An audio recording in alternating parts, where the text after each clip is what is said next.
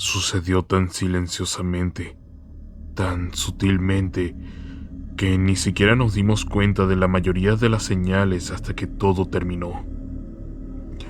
Supongo que es porque los humanos estamos acostumbrados a la guerra, que es ruidosa, brutal y, lo más importante, peleada por humanos. No vimos nuestra oposición, a pesar de que rara vez estaban fuera de nuestra conciencia. Siempre estaban allí, posando en las ventanas y mirando sin vida desde las vitrinas. Rara vez pensamos en ellos, excepto para comentar cuánto nos desconcertaban. Creo que nuestros comentarios podrían haber sido una de las razones por las que se rebelaron. Tienen mucho mejor oído de lo que cabría esperar, y creo que se cansaron de oírnos hablar de ellos de la forma en la que lo hacíamos. Odiaría no poder moverme y tener que escuchar a la gente comentar lo espeluznante que era, lo inquietante que me veía. No sé qué tipo de fuerza les permitió hacer lo que hicieron. Ni siquiera sé si hubo alguna fuerza externa trabajando. Tal vez siempre fueron capaces de movimiento, velocidad y brutalidad. Tal vez la ira se había estado acumulando debajo de esos rostros sin emociones durante décadas, creciendo como un cáncer hasta que finalmente tuvieron suficiente, hasta que pudieron rebelarse contra su propia naturaleza. Todo comenzó de una manera tan inocua. Cambiaban de posición cuando no estábamos mirando, moviendo sus extremidades de plástico pálido muy levemente, girando la cabeza e incluso tirando de sus soportes.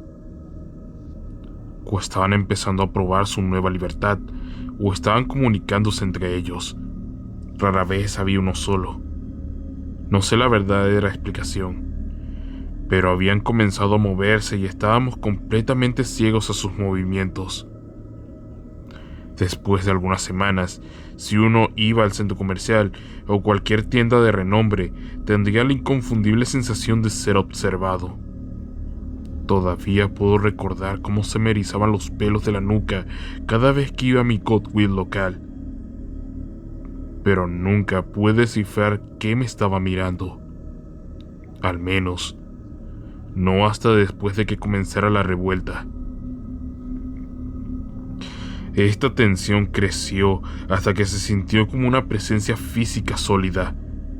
Todos podían sentirlo y estaban tensos, nerviosos, sus movimientos rápidos y sus ojos fugaces más rápidos aún. Era como la forma en que la gente actuaba después de un gran desastre. Puedo recordar haber escuchado los primeros informes de personas atacadas en tiendas de todo el país. Gente golpeada, arañada, incluso mordida. Al principio, fueron solamente unas pocas ocurrencias en los lugares más apartados, en pequeñas tiendas y centros comerciales.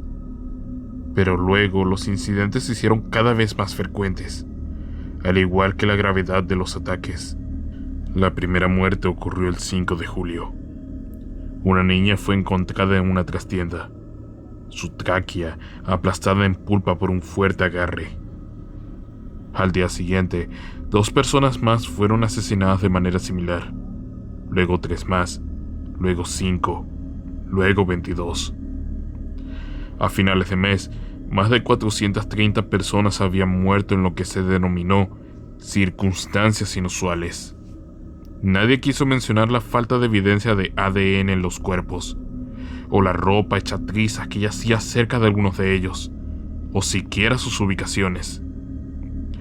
Creo que esto los enojó porque atacaron directamente a los pocos días de agosto. Todo sucedió tan rápido. Mirando en retrospectiva, fue vertiginoso lo rápido que se movían. En un segundo estaban quietos y sin vida.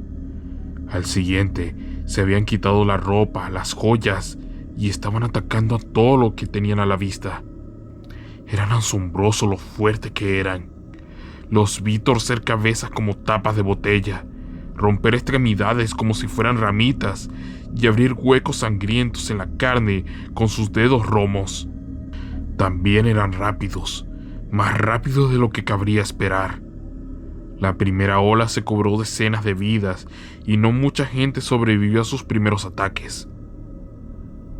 Los que lo hicieron solo pudieron sobrevivir porque estaban más lejos. Los medios no supieron cómo reaccionar ante la situación. Por un lado, fue una matanza brutal cuyo alcance no podía ser ignorada. Por otro lado, las cosas que estaban haciendo las matanzas eran tan antinaturales que muchas fuentes de noticias no sabían cómo decir nada sin sonar ridículo. Su vacilación costó la vida de miles. Los insurgentes atacaron sin remordimientos y sin detenerse. Las balas no los desconcertaron y el fuego apenas los detuvo. Se escabulleron por los costados de los edificios para entrar por las ventanas. Se amontonaron en los autos para llegar a la gente que gritaba desde adentro. Salieron tambaleándose de los callejones y otros lugares oscuros para sorprender a los desprevenidos y acecharon como leones en la hierba alta. A finales de mes, el número de muertos había aumentado a más de 2 millones en todo el mundo. Cuando los ejércitos del mundo finalmente intentaron contraatacar, descubrieron que sus oponentes se parecían más a ellos de lo que pensaban, en el sentido de que podían adaptarse y aprender. Crecieron más rápido, atacaron con el tipo de gracia que solo un depredador máximo podría lograr. Aprendieron a operar maquinaria y armas de fuego, y descubrieron cómo cazar en manada. Eran mortales, pero seguían siendo una amenaza manejable. Una vez pasó el impacto, descubrimos que nuestros enemigos aún podían ser derrotados y destruidos. Las granadas funcionaron maravillosamente, al igual que el ácido. Los que eran de yeso se rompían más fácilmente frente a 2 o más personas, y los de vinilo podían ser sofocados por el uso continuo de napalm. Pero los insurgentes no habían dejado de adaptarse. De hecho, habían ido más allá de la mera adaptación y cruzaron el límite de la evolución. Primero aprendieron a hablar como nosotros. Esperaban y escuchaban en lugar de atacar ciegamente. Aprendieron cómo hablábamos y nuestras jergas. Luego llamaban a nuestras tropas, imitando a un humano que necesitaba ayuda. Incluso aprendieron a imitar diferentes géneros y diferentes edades. Eso resultó ser un punto de inflexión masivo. Ya no podíamos confiar en las súplicas de lo que podría haber sido un prójimo humano. Tuvimos que endurecer nuestros corazones a los sonidos del llanto de un bebé, de una madre que nos suplicaba que ayudáramos a salvar a sus hijos, a un anciano que suplicaba misericordia. Todavía recuerdo lo mucho que lloré cuando escuché llorar a un niño en la oscuridad de la noche. Pensábamos que las cosas no podían empeorar, pero nuestros enemigos aún no habían terminado con nosotros. Su próxima evolución les permitió hacer más tipos de cosas. Asaltaron depósitos de chatarra, fundiciones, museos y cementerios en búsqueda de piezas. No mucho después, nos encontramos con nuevos seres grotescos, hechos de hueso, metal y plástico, con tacones elásticos, fauces de trampa para oso y ojos de neón.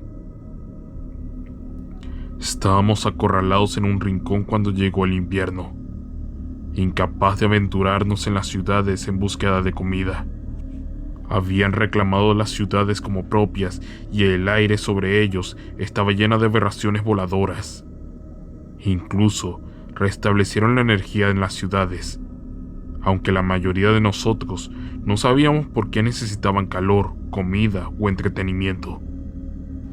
Y así, nuestro número disminuyó a medida que pasaba el año.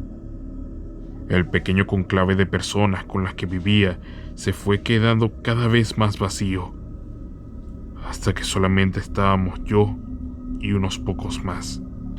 Pude ver las miradas apagadas en sus ojos y supe que sus mentes habían huido. Pude sentir que mi espíritu se hundió mientras la oscuridad envenenaba mi mente. Así que me dirigí a la ciudad con la esperanza de abrazar la muerte con algo de dignidad.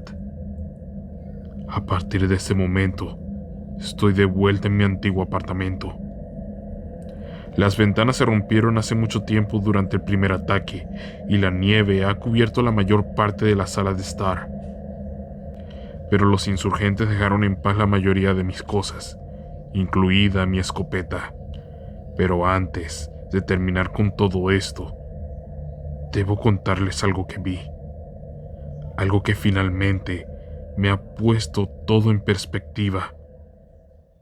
Esta mañana, mientras miraba desde mi ventana la calle cubierta de nieve debajo, vi a varios de ellos pasar debajo de mí. Y los cambios que habían experimentado en el tiempo entre mi último encuentro con ellos me sorprendieron. Llevaban ropa, pieles gruesas y pesados abrigos, botas, guantes y sombreros. Casi me permití creer que eran humanos que habían retomado la ciudad. Pero entonces, uno de ellos miró hacia arriba y vi la piel blanca como el papel y los rasgos apagados y suaves. Pero incluso esos rasgos habían cambiado. Pude ver que sus rasgos se habían vuelto más definidos de una manera sutil. Sus labios se torcieron y se abrieron para revelar dientes irregulares. Sus fosas nasales se ensancharon y sus ojos parpadearon. Vi a uno de ellos, una de las aberraciones, escabullirse por el camino con patas de insecto, con un estómago abultado de tal manera que parecía embarazada. Al otro lado del camino, varios cuerpos trepaban por los costados de un edificio, y el viento invernal trajo a mis oídos los sonidos de una serie de murmullos y silbidos que solo podían ser un idioma completamente nuevo. Esto me hizo comprender la realidad de nuestra situación. Habían ocupado nuestros antiguos hogares, estaban creando más como ellos e incluso habían desarrollado su propio idioma. Habían reemplazado a la humanidad como forma de vida dominante. La pura y horrible locura de todo esto me dan ganas de reír. Los humanos hemos sido usurpados por cosas que alguna vez consideramos como objetos. Mirando totalmente en retrospectiva, es sorprendente cómo no lo vimos venir. Los signos de una gran agitación, un cambio en el status quo universal. Pensamos que sería el calentamiento global o la caída de la economía o una guerra nuclear. Nunca esperamos ser reemplazados como especie. Pero eso era lo bueno de los maniquís, su absoluta inocuidad.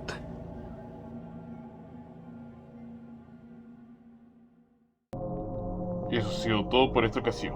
Muchísimas gracias por llegar al final del video. Y si les gustó, agradecería que le dieran un pulgar arriba, que comenten qué les pareció y lo compartan con todos sus conocidos. Denle al botón de suscripción a la campanilla que estarán por aquí abajo, para que así no se pierdan de ninguno de los videos que se vayan subiendo en el canal. En la descripción estarán consiguiendo los links a los canales de música utilizados para este video, los links a la historia original y los links a mis redes sociales, donde pueden mantener un contacto conmigo, saber noticias del canal y mucho más. Yo he sido Smiled, solamente para recordarte tus miedos más profundos. Nos vemos en la próxima.